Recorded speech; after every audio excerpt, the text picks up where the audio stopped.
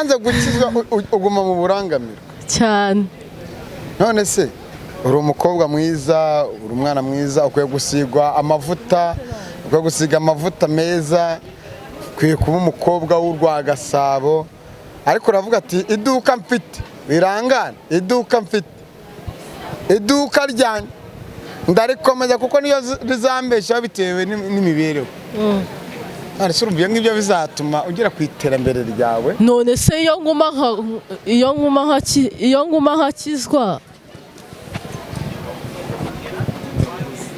iyo nguma nkakizwa nta mafaranga ndi kubona yo kwisiga amavuta cyo kuguriza inkweto cyo kugura umwenda cyangwa mbona amafaranga yo kurya, urumva nari kuyakura he? None se ko ufite ubuzima bwuzuye, urumva ingingo zawe zose zikaba zikora fresh, nta kandi kazi wakagombye kuba waragiyemo utagiye muri ibi? Kandangire se niko nakabuze. Ahubwo wenda nuko wagiye mu buzima bw'uburangamirwa, wenda kukabura ko ntago kabuze.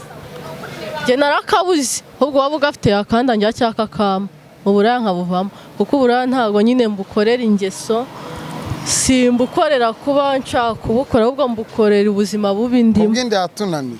Ubwinda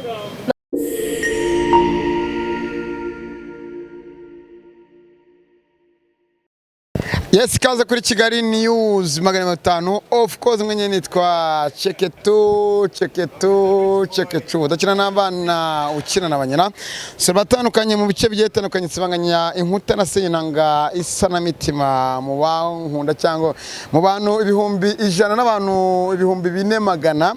Nizere ko mumeze neza, bari mu majyaruguru y'u Rwanda, mu majyepfo y'Iburasirazuba, abantu bari muri Saudi Arabia, muri Oman, United States, bantu mwese mu nkunda abanyangabwo mukoze mu nyange kuko kunyanga kwanyu ni fresh. Uyu mukobwa mwaramubonye mu kiganiro twari turi kumwe, obita Shitani Kayusi wakira agakiza ko ngiye nyikemangaho, yaramusengeye aramwaturira. Umukobwa arati kubwo ubusamanye bwanjye n'ibyo nkora nibyo banziwe. None se nzajye kwakira umwami ngo Yesu n'agakiza nishwe n'inza? Mwari muri ahariko twari turaho tu. Ameze neza? Meze bo. No mwihariko w'ikiganiro cyo gukorana kitarengeje iminota igera muri 20 cyangwa 18, berereye mu Kiyovu cy'abakire kuri Great Hotel mu Kiyovu. Ahangaha rwose ari service nziza, nsuze na boss wabo, boss mwenye. Ariko ku kijyanye n'abakozi service zirahumura nk'unazo, ariko ntago byo byatuzanye. Tegoreka noneho ku bijyanye no mu mibereho yawe no mu buzima bwawe. Behind ya kamera tuganira byinshi, si ngombwa kubivuga. Ariko se kubeki bagusengeye ntujye mu murongo muzima wo kwakira umwami Yesu n'agakiza cyangwa wakire Allah subhanahu wa ta'ala, unakire n'umwami y'Imana Muhammad sallallahu alaihi wasallam, Imana mumugisha n'umwaki kabati ngewe hoya kandi yikumira mu byisi kubera iki? Ngewe mpamvu nakira agakiza, utakakiye wakati ntabwo mpamvu nakira agakiza shaka nyine ko ibintu bya sinika simba baraby'uburambi ivamo, ngashaka kugarukira Imana. Narabikoze none maze kwibukora uko ngewe nk'ubusanzwe barabizi ngewe ndipfubye nta mama afite, naribanaga mbona nyine kuba umukristo nta kintu mfite cyo kurya, nta mafaranga mbona yo guhaha, mbona ntago byaba ari byiza, mbona bitavamo, ari ubwo kuhita nkizwa nahise mbivamo nongera nsubira mu buraya. Uburi ndangamirwa niko bavuga. Wanze gukizwa uguma mu burangamirwa cyane. None se uri umukobwa mwiza, uri umwana mwiza, ukwiye gusigwa amavuta, ukwiye gusiga amavuta meza, ukwiye kuba umukobwa w'urwagasabo. Ariko uravuga ati iduka mfite birangana, iduka mfite, iduka ryanjye ndarikomeza kuko niyo rizambesha bitewe n'imibereho. Ariko urumva ngibyo bizatuma ugera ku iterambere ryawe. None se iyo nguma nkakizwa, iyo nguma nkakizwa nta mafaranga ndi kubona yo kwisiga amavuta cyo kuguriza inkweto cyo kugura umwenda cyangwa mbona amafaranga yo kurya, urumva nari kuyakura he? None se ko ufite ubuzima bwuzuye, urumva ingingo zawe zose zikaba zikora fresh, nta kandi kazi wakagombye kuba waragiyemo utagiye muri ibi? kandangire se niko nakabuze. ahubwo wenda no wagiye mu buzima bw'uburangamirwa wenda kukabura ko ntago kabuze. Njye narakabuze ahubwo waba ugafite yakandangira cyangwa kakama uburaya nkabuvamo, kuko uburaya ntabwo nyine mbukorera ingeso, simbukorera kuba nshaka kubukora, ahubwo mbukorera ubuzima bubi ndimo. Ubw'inda yatunaniye? Ubw'inda nabwo sindananiye, ubwo niko mburetse ntabona ibyo kwambara. Ubugereranyije nko ku munsi cyangwa mu kwezi ura n'abagabo bangana iki? Ku munsi mura n'abagabo nka 5 3, iyo cyahombye ni 2. Ngo iki? Iyo cyahombye ni 2. Ubwo ntabwo ari igihugu cyacu ntabwo kibamo abantu nk'abo. Ubwo iyo iduka ryabuze abakiriya hazamo 2. Hari n'igihe batanazi kababura. Imana ni guhindurira ubuzima, urumva ukabona ahungu na kobwa abana bakumva uvuga ngo iyo cyahombye ni 2. Nzamusobanurira impamvu yatumaga mbikura. Uzamubwira gute? Nzamubwira ko ntabikoreraga ingeso, nabikoraga ubuzima bubi narindimo nakuriyemo. Abantu bose bari mu buzima bubi bose ni indacyo n'abajura? N'abajura. Iyo kugira ngo umujura nagicuruza nkabona amafaranga.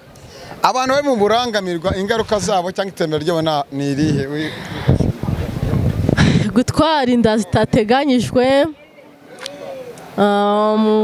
kurwara sida, kurwara imitezi, ariko iyo witwaye neza nyine ntabwo byandura. Komeza nta kibazo. Iyo witwaye neza ntabwo byandura, ibyo byose mbabwiye. Wasanga ufite na bya virusi, hari ibya sida, hari ibya hepatite, hari ibya bindi ngo bita ngo nimba ari mburugu, hari ibya bindi bita ngo infection zo mu gitsina, hari ibiki kubera ko ngiye naguhaye. Hari no gutwara inda itateganyijwe. Oya iyo ndareka Imana ikurinde kubera ko umwana bazabyara mu busambanyi. Kuki nizo sida sitazindinda? Mu busambanyi. Nyina kuki nizo zitazinsinda? Uzabyare hungu na kobwa ufite umugabo wawe bwite. N'Imana none kurinde n'ibyo birwara. Uzibamvuze ibyo bigambo se. Narimo ndavuga ibyo birwara byose. Nuko nta kiza cy'ubusambanyi. Nta kiza cyabwo, ariko ya nyine ubuze ikintu cyo kwifashisha. Ngo uki? Ko ntabwo tureta ko ngiye nafashwe. Ngo uki?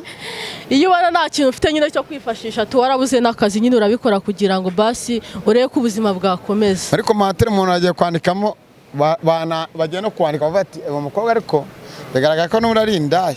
Bitewe n'uburyo yambaye n'amagambo avuga. None se reka nkubaze, umuntu wambaye imyenda mito ubwo rero tugiye kuza tumwita indaya? Se tubiye ko nta bamama ujye ubona biyambara amakoti cye bambaye ubujipo bugufi cyo bukanzu, ubwo nabo bari indaya. Wahoze uvuga nyine ko wicuruza nyine? Ndemera ko nicuruza, kandi ntabwo mbyicuruza kubera ingeso zo mani z'uko kubwinda no kubura ubushobozi. Yego. Abadafite akazi, abadafite akazi mwese mw'abakobwa mwese mwicuruza. Nibicuruze nyine, nese bazasa neza gute? Usura asa neza? Nasa neza, surabona ndi gusa sa nko nkubita ijisho hirya yanjye.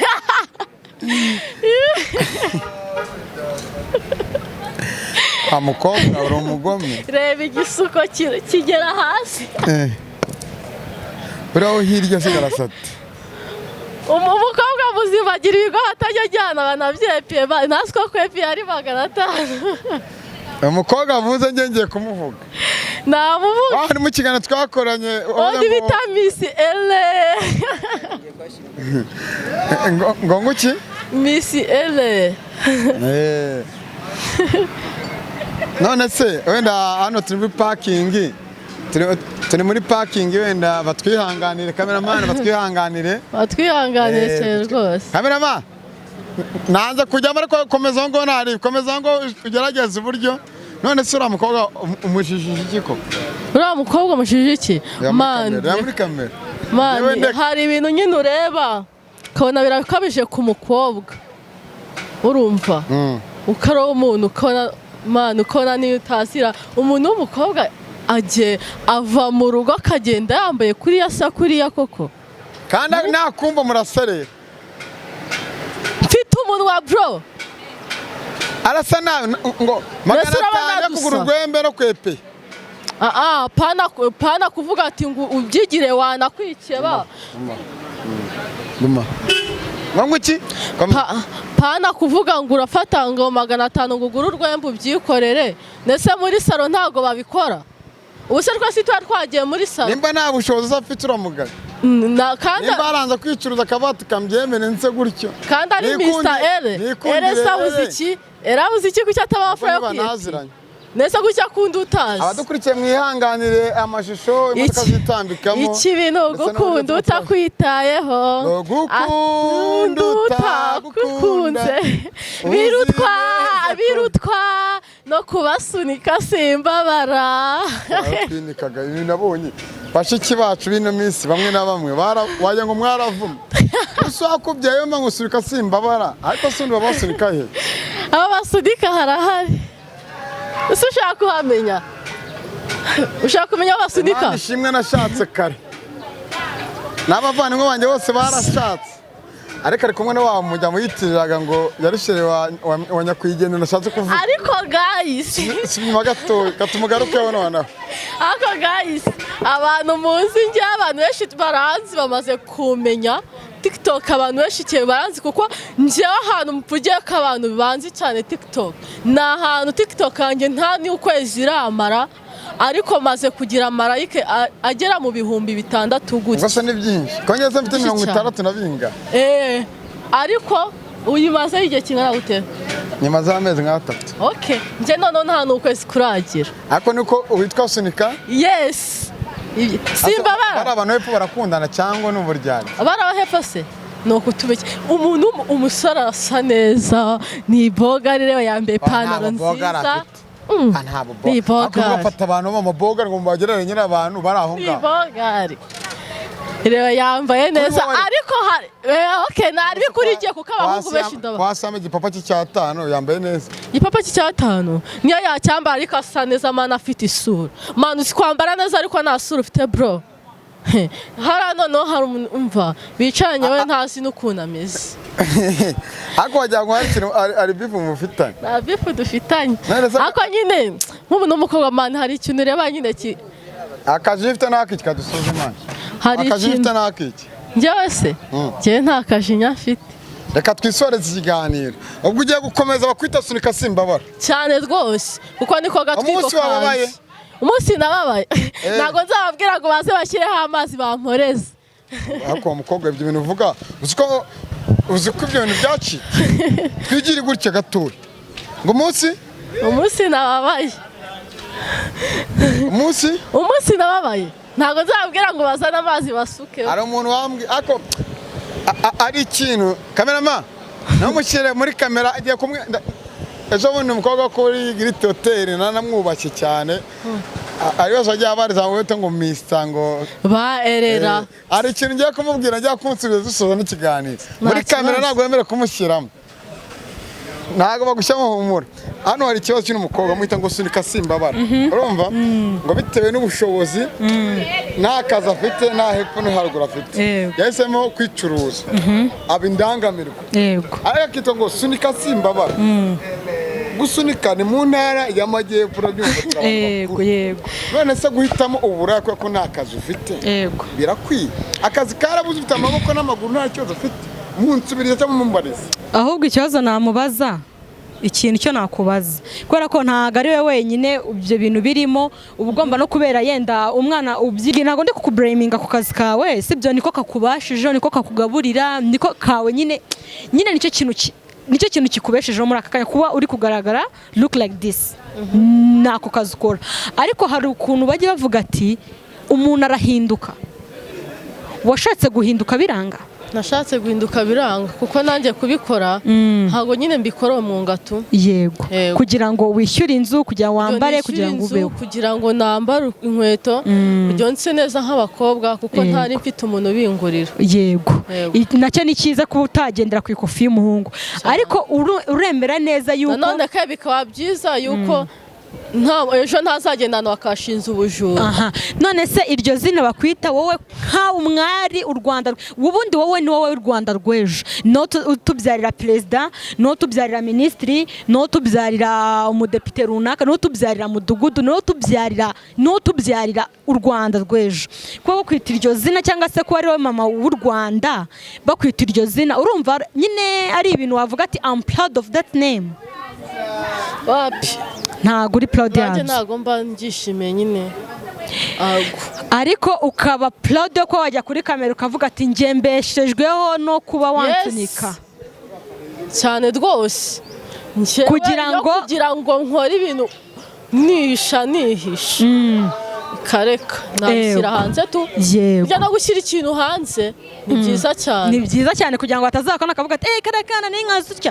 Njye nama nakugira nk'umukobwa mugenzi wawe ikintu cyo nakubwira kubera ko mfite igihe gitoya, sibyo twese ntabwo turi mu buzima bwiza, sinagiye ngo ngucire urubanza kuko ejo hanjye ntabwo nziyameza utabona ari nawe uzafasha abana banjye cyangwa se umwana wanjye akazamera nk'uko, ariko ntabwo mbyifurije umuryango wawe.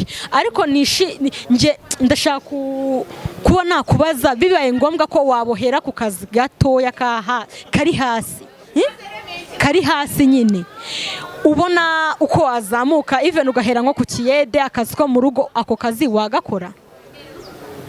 ubwo kaba ari nk'akahe akazi yenda uhereye nko ku kiyede, uhereye nko ku kazi ko mu rugo, niyo baba baguhemba veni nakora ntako wakora, ariko ukamukana hanze kumubona mu kazi ko mu rugo biba bisebetse pe, birasebetse. Ariko hari akazi ko mu rugo kaba gatandukanye, sinkubwiye ngo ugiye guheha amabyi y'umwana. Uzi nk'akazi njye nakora kereka nko kuvuga ati bosi na mabuja sago bahaba, yego, ariko nubwo badahari njyewe ku ruhande ncumbitse ukwanjye, ndagenda mbakorera akazi kose, then nibava ku kazi basigare ku rugo rwabo, nanjye nahi wanjye ako ngako nagakora. Ako kuvuga ati kugakora nkazamparara nkahabyukira, no ntabwo ibyo byaba. Yego. Okay, noneho dusoze bibaye byiza tunagendeye kuri iyi nuzenye yanyu nyine kuri Kigali News TV, urkumva wasiga nimero za telefone kuko nta mwari niwe Rwanda rw'ejo. Yes. Niwe mubyeyi utubyarira perezida, nabikubwiye niwe nyine ni wowe utugize. Nanjye ninjye ubagize, baramfata nabi nzabyara minisitiri, baramfata nabi nzabyara depite, baramfata nabi nzabyara uhagarariye u Rwanda muri Amerika. Hehe aho hose waza gusiga nimero za telefone kuwabona akazi nk'ako yifuje, akazi ko mu rugo katari nk'ako kuvuga ngo mabuja araza ambwira ubusa, boss araza ambwira ubusa, wagakora. Nagakora rwose. Akazi ko kuvuga ngo wakora ikiyede ugataha ku mafaranga yawe, wagakora. Ikiyede cyo sinakibasha kuko imbaraga zacyo nabona tu. Erega ikiyede kiratandukanye, sinkubwiye ngo ugiye kubaka etage ingana nka M Hotel. Hari ikiyede cyo kuvuga ati ndaterura amasaha 3. Oya ntako wakora. Ese bibaye ngombwa ko dusubira ariko kandi dusubiza ibihe inyuma, ni iki wahindura cyatuma ijya muri ibi bintu? Nkabona nk'akazi se bibashije kuba ko Imana ibikoze tugasubiza ibihe inyuma, ni iki wahindura kuri ubu buzima bwawe urimo ku buryo muri aka kanya utakisanga utyo? Nise uko nguko se wisanga muri uwo mwuga nyine. Nkisanga muri uwo mwuga ni iki wahindura? Nimbikore se cyangwa nkabikora? Ntubikore. Nashaka umugabo, icyo gihe naba nkuze ngashaka umugabo. Ndi kuvuga nk'urugero mu myaka 10 ishize, bibaye ngombwa ko dusubira na 14, ni iki wahindura kugira ngo muri aka kanya babe bavuga ati wa mukobwa wubatse etage, aho kugira ngo bavuga ngo ni wa mukobwa watsoneka niki wasunika simbabara? Ni iki wahindura? Ni iki cyatumye nyine ujya muri ibi bintu? Ikintu cyabitese, ikintu cyabiteye niko navutse mu buzima bubi tu. Reka twese ntabwo twavutse mu buzima bw'isha twari. Reka nkubwire, ushobora kuvuka mu buzima bubi ariko ufite ababyeyi bawe bose, urumva bagukora n'icyo gihumbi mukakiza mukagisangira. Igihe udafite se ukikora ngo akizane mu gisangire, wakora iki? Igihe udafite ukikuzanira. Ubwo bivuze yuko wabaye muri ubwo buzima kubera umuryango. Okay, kubera umuryango. Yes. Kubera umuryango kuko nanjye nubwo mbikora nkaba nariswiriye ariko nizere ko uri murahigira umuryango wawe wahazaza, abana bawe, abuzukuru bawe bazavuga ati nk'ubwo mama nanjye n'abavu ndi gushaka nka bati ibi bintu nubwo nakoze sinabikora umwuga nabikoreye kubera ubuzima bubi, ku buryo waba ufite akazi yakandangira ibi ngibi nkabivamo pe.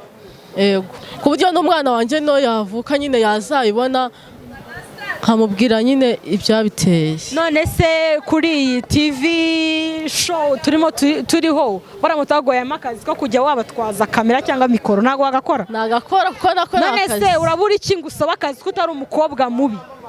Urabura iki babwira ati njyewe umwuga nzamukora another style? Niko abatuziranye bafite abakozi bagafashe. Niyo mpamvu ariko ngabo nabo sheri jya ushaka communication, ikintu bita communication nawe umukobwa mugenzi wanjye wazakandangira akazi. Icyo nangiye kubwira nicyo bita communication, si tumenyane turamenyanye. Ejo mu gitondo nshaka kuguha nimero zanjye ngakubwira ati ejo mu gitondo uzanyandikire umamagara, akazi ko bukiri na wagakora, akazi k'iki wagakora. Ibyo uri kuvuga ngo igihe ni wagishobora, hari igihe babagabo bavuga ngo nyine mukoranire sex wagoye amafaranga ashira bafite imiryango irashira abandi bavuka bayatunga tayari none ndapfuye nyine. Okay, reka tubifate utyo, ashira ndaza ariko ni kuri kwangirika. Kwangirika nako n'umuntu nawe abikora nyine azi ubwenge, abikoresheje ubwenge. Njye namara kugira uraza kuba wasiga nimero za telefone kuri iyi televiziyo, uze gusiga amazina yawe yose, nibinashoboka unashaka akazi shiti yanjye ko twese turi abakobwa kuba ahangaha ndi nawe wahagera kandi aribyo ngiyemo. Ubu nicyo kintu cya mbere ngiyemo nyuma y'iki kiganiro, ahubwo tubwire nimero za tuzivuge. Umuntu waba ushaka nimero yanjye iri no kuri WhatsApp. Oya, umuntu waba ufite akazi akariko kose azaduhamagare kuri iyi nimero ya 079 45 079 45 22 978. Waba ufite akazi akariko kose avuyemo akazi ko gucunagiza umuntu, unasibye ko bitakibaho, iba no kuri WhatsApp. Amazina ni Kamikazi Olive, afite amazina meza yitwa Kamikazi Olive. Muzaduhamagare kuri iyi nimero, akazi kariko kose tuzagerageza turebe. Murakoze. Ciao ciao. Yes, nizere ko mwarimu dukurikiye ahangaha kampani yaragutse. By the way, abadukurikiye kampani yaragutse, abari ku isoko ry'indangamirwa kampani zagutse nizi, abari mu kazi, abashaka umukozi gushaka n'abatutanye. Ubu dutangiye kumushakira akazi, ntago akiri mu kazi, turi kumushakira akazi. Ntago yahanutse garafure, nimugafata ibintu uko bitari abantu twese. Ntago ujya mu bintu aratasuka sembaba. Ubu ngo ajye kuguhindura ngagushakira akazi mu buraya wabyemeye cyane. Uyu ngo ajye kuguhindura kugira ngo agiye kumindura proud yanjye. Umva ikintu kiriho abahungu bareka gutangira gutekereza ibintu bitari byo. Umuntu arahinduka. Twese ntabwo twavutse dufite amenyo, nta nubwo tuzapfa tuyafite. Umuntu aragenda agakuka iryinyo kandi mbere yo mu myaka 5 ku 10 aba yakutse amenyo. Azahinduka. Twese ntabwo twabaye mu buzima bw'ahinduka. Izina ryawe apana gukorera yivuge nk'ukuri kw'Imana, kuko ngereka nkubwiye ngiye mu misimbe ndakurokirita ujye uzana gukora ibiganiro. Tuzahararira abakobwa bose bazabanyura hano, uzaba bakwisha ibiganiro ngiye ku kwezi umuhembe, kubera ko uri umunyabwenge ubaza neza kandi urumva ntago urebe ikidashoboka ngo uvuge ko gishoboka.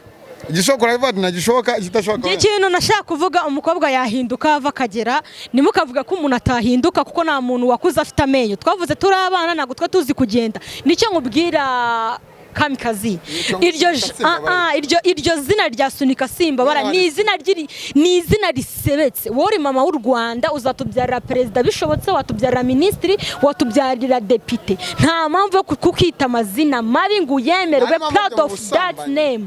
Ubusambanyi wabujyamo kugira ngo abeho, ariko nta mpamvu yo kuba wagira ishema ryo kugenda uvuga ati ngiye nitwa Sunika Simba.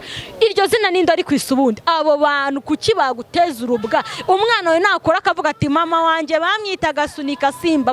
Uwo mwana urumva utazamukoza isoni, uwo mwana urumva atazajya kwishaka ajya muserereza mama yari indaya, wahinduka wabona akazi. Mukobwa nende kubwira wabona akazi, wahinduka wowe ubanze ubigiremo umurava, ubishyiremo umuhate, nanjye ahandi ejo nahava. Kandi urakoze mushiki wanjye, urakoze sister, umukozi wa hano kuri Great Hotel. Mu minsi mike kuri Kigali News aho nazajya mba ndi azajya ahambera, nubwo naciwe intege n'abangendaho, nubwo naciwe intege n'abadashaka ko mugomba kubona show zanjye, ariko kubera Imana nzajya mahora ndi hano nimutaza munambona. Nomero yanjye 0782 28 0395 kuri WhatsApp ibaho. Nizere ko meze neza. Hanyuma rero sister wanjye ndakwifuriza guhinduka, ndakwifuriza kwegera Imana, ndakwifuriza gukora neza, ndakwifuriza no kuzabyara ahungu nakobwa, ndakwifuriza kuzaba umutegarugori mwiza w'u Rwanda. Turagushimiye. Yego murakoze Namwe twizere ko meze neza. Kigali News 500 ku murongo TV.